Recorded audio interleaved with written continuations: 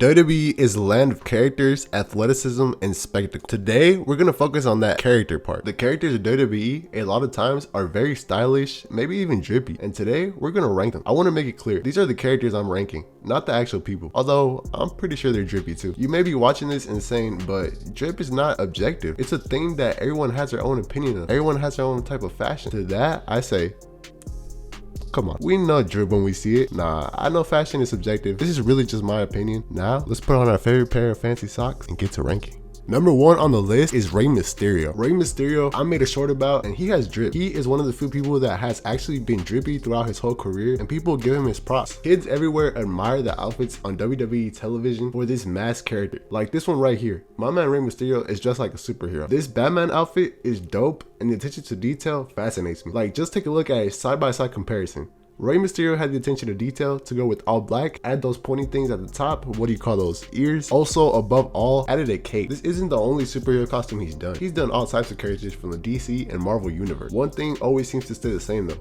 and that was his mask. The mask always has those kind of sideburn things and those squiggly lines on top with the cross in the middle. This mask actually has some very interesting stories attached to it. The creator of the mask for Rey Mysterio actually has an interview where he talks about how he got into mask making. Masahiro Hayashi was watching wrestling in elementary school, and the costumes really caught his eye. He started attempting to make the mask from scratch with his grandma. In high school, he went to an All Japan show and was given an opportunity to make masks for the Patriot, who actually debuted the mask in WWE. He became friends with Rey Mysterio in 1995, and the two were actually just friends. They weren't working together yet. The following year, he told Rey that he knew how to make masks, and the rest is history. He even made the Hall of Fame mask for Rey, which I want to get into. The Hall of Fame mask is one of the absolute most fire masks, rightfully so. I mean, when you're getting inducted, you want to come with your best drip. There's a video where the maker, Hayashi, gifted the mask to Rey Mysterio for the WWE Hall of Fame, but it didn't say what it was made of. The words that were used to describe it were that it felt like concrete. The way it sparkled, it just gave it that extra feel and that detail to it. Rey Mysterio's drip is S tier. Number 2 on the list is Seth Rollins. I'm about to put a picture of the fit up here. Okay, this is really not my style. He makes it work though. I'm gonna put another one up here. This metallic one is a little out there, but it's closer to something I would actually wear. You know, maybe if I was going to like the Met Gala or something. All right, this suit though, it's kind of fire. All red, yeah, that's valid. Like, even someone going to a party would wear that. The character of these suits really is an evolution we have gotten to see. We got to see this character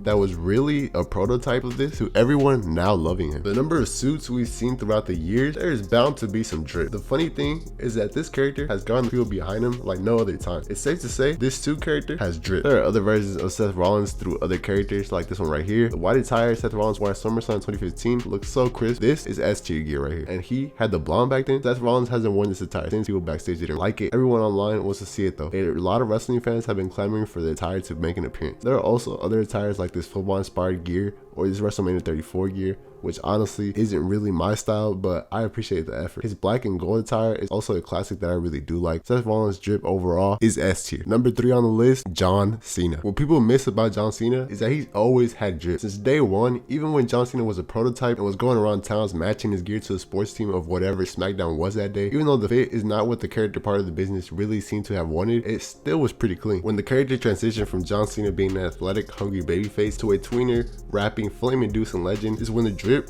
really went to that next level. Cena started coming out with the rapping song and sports jerseys. The difference was John Cena now had a character and a reason to be drip. Did you guys know John Cena's second ever rap was in a backstage interview? Other than that interesting cool fact, John Cena would wear these jerseys, and my favorite is probably this one. Let's put a picture of the fit. Yeah, this is S tier. His physique really makes these jerseys stand out. It's rare to see someone built like that, and him putting on a backwards hat just fits him for some reason. Let me know what you guys believe. Should this be S tier? Around 2003, 2005, John Cena started to really gain some heat, and it culminated with him winning his first WWE championship at WrestleMania. From then on, I would say the character shifted and went from the rapper to this cool military guy who was a franchise. This is where he started to tone down the jerseys and picked up his hustle, loyalty, and respect merchandise. Here is a picture, and it's honestly a simple design, just a black t-shirt to be honest. What it stands for really makes it though. All his t-shirts through this time from 2005 to 2007 were simple but effective. Again, I put everything in S tier so far, and this John Cena tee is S tier. Last but least is John Cena's drip from 2010 to 2023. John Cena, the real star of this run, is the orange John Cena shirt from 2010. The fans that were watching back then were probably like, oh, that's a bright shirt, that's new. And then he released another one, and fans were probably like, okay, he's wearing purple now, that's very vibrant, but I'm sure this is just an outstanding color. And then he released another one, and another one, and another one, and another one. Then he went to Hollywood and then came back.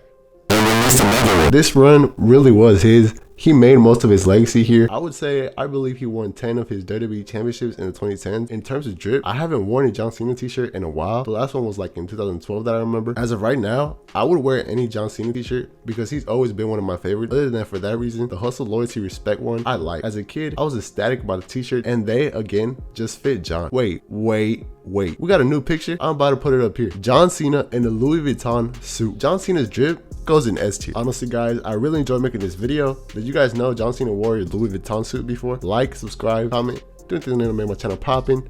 Peace out.